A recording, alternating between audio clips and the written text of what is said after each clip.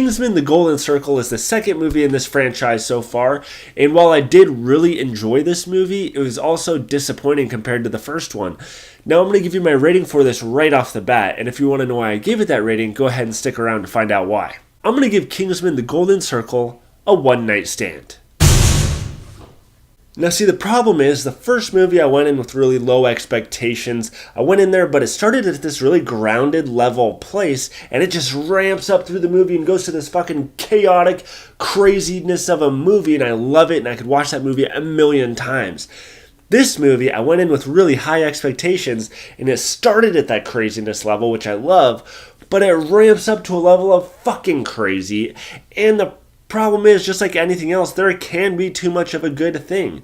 Because the thing is, if you take any individual scene from this movie and you watched it on its own, watch some action scene, it'd be really impressive. You'd be really entertained. You'd be like, this is great.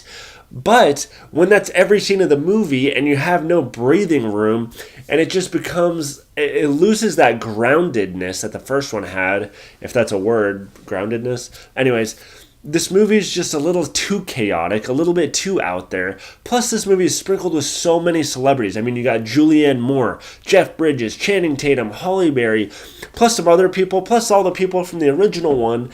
And while I liked all their performances and I loved all their acting, a lot of times it felt like those names were in there just to be on the poster to draw in some box office. You know what I mean? Like, they didn't get a whole lot of screen time, so it just kind of felt shoehorned in there, which kind of took me out of the movie. And you see, while the first movie had a lot of craziness to it as well, the scenes were still unique. You know, that church scene with Colin Firth where he's going crazy killing everybody? That was fucking awesome because it was so unique.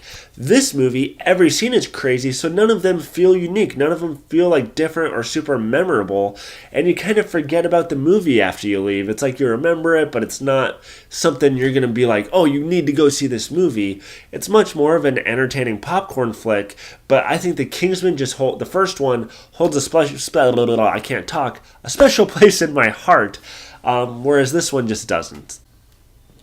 Shit, my poster fell. Now, if it sounds like I'm ragging on this movie, it's not that. It's just that I really did like this movie. I enjoyed it for what it was.